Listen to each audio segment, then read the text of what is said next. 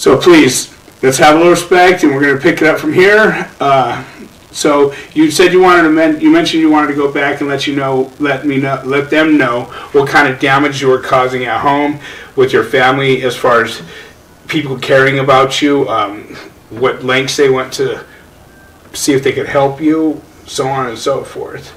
So I'm gonna let you take off. So, like I said, my mom's my rock. My stepdad's always been there, and you know, when you're in your disease, you don't think about what you're putting them through. You don't think about what the incomprehensible, demoralizing things are doing to your family. My mom was always reaching out to me, you know, when I decided to pay my cell phone. And, you know, 10 years ago, it wasn't like how it is now, where everyone had a smartphone and you could just, you know, I rarely had a phone, you know, unless I bought one of those $50 knockoff phones. So when also known as Obama phones now. Right? Yeah, exactly, yeah.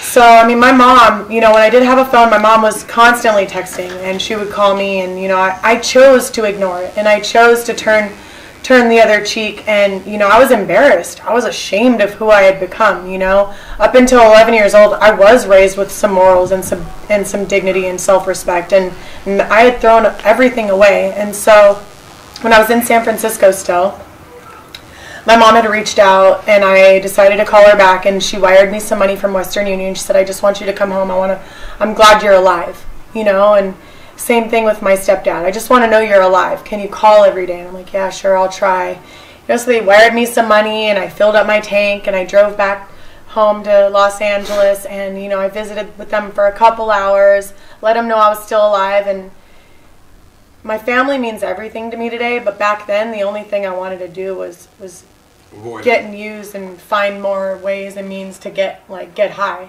you know. So I hung out with my family for a couple hours, got some money, got food in my belly, and went straight back to Venice Beach, you know. I was in San Francisco for like a good 4 or 5 months.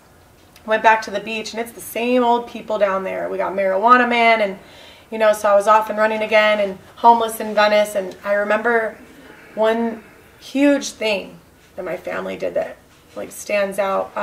My stepdad used to ride his bicycle down to Venice Beach every Sunday, Monday, whenever he could, just to make sure that I was still on like Lifeguard Tower 6 or wherever I was sleeping under, whatever bridge I was by, you know, whatever tree I was taking a nap on. He always made sure I was alive and would take pictures. And because my mom was losing sleep, you know, she was killing herself every night. She was just worried, sick. Huh? You know, all the moms out there just stress out over them, and you know, definitely check in with them if they're going through something, you know, because at the end of the day, that's all I really wanted, but I just didn't know how to accept the love and compassion and consideration yet until I got clean. So my mom finally talked me into coming home at one point, and, you know, I had all my homeless friends from Venice come stay at the house, and she fed us and took care of us. And, you know, I didn't understand, you know, I had so much fear and like so much resentment and so much like shame like within me. I didn't know how to just live a normal life anymore. You know, I had been raped, molested, abused, you know, like just there's so many things. I can't even go into detail about some of them, but there's been a lot of things that I've done, and I was ashamed to live at home, and I was ashamed to be their daughter, and I was just ashamed. You know, I didn't know how to stop. And I remember I'm living at home, and she had told me that the homeless people had to leave, which I fought every minute of, and I got all stressed out. And I tried to, you know, smoke a cigarette in my room, and this was in December of 2009. And, you know, I ended up really hurting my mom, like physically, like dragging her around the house by her hair and snatching her glasses off her face, and just this devil like came out of me, you know, and it still happens now. Behind a cigarette? Yeah, I mean, I was also coming off a bunch of things. Right. You know how it is. Like, so, yeah. You're a couple days, like, yeah, I had a little alcohol and a little weed, but I wasn't all doped up. I wasn't all strung out. So, I mean, I tried to smoke a cigarette in my room, and she 5150'd my ass and put me in Olive View in Silmar. And it's a community hospital in Los Angeles, California, where they have a mental health facility there. So, I'm sorry, go ahead. So asylums are also part of my story, you know, jails, institutions, and not death yet, but, you know, there's the yet. So she 5150'd me. I got out within a couple weeks, and I remember the phone conversations that I had with her while I was in the mental ward.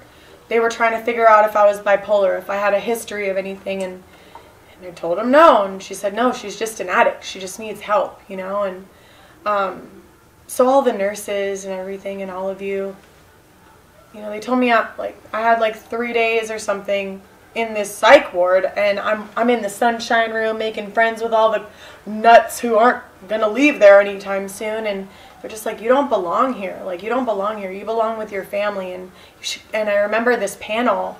Thank God for AA and NA, because they would bring these panels in to all of you. And I remember these 4 old white dudes coming in, and I'm like, what do these old white dudes got? Like, what am I going to relate to them? Like, how am I going to relate to them? What do they have? Like, you know, they have these families and children. Like, I don't want any of that stuff. I just want to get high, you know? And I remember when he, one of the gentlemen that spoke, he shared about being homeless, you know, in Santa Barbara, and, you know, wanting to live off the land and wanting to, you know, have his own garden and of all these different drugs and poppy plants so he could just be his own chemist. And I loved that, you know. And then he also shared about his bottom and, you know, how he lost everything. He had the car, the job, the house, the wife, the kids, and he lost all of that just so that he could get high. And I started to take a look at my life, and I had lost everything. I had lost anything that meant any value to me. I had lost pictures. I had burned anything. I had lost the love of my life. You know, he wasn't coming back. That was my longest relationship. I had lost the trust of my family and my friends. At which point, like, I don't even think I had friends. I think I had using buddies, because we weren't really friends. We just got high together. So it wasn't screwed each really, other over. Yeah, and fucked each other over. Stole their shit. Yeah, I'll help you look for it. Yeah, and I was the first one. I'll help you look for it. So, I mean, I had lost everything, and I remember that one of the gentlemen gave me a big book, and he told me to go to a meeting when I got out.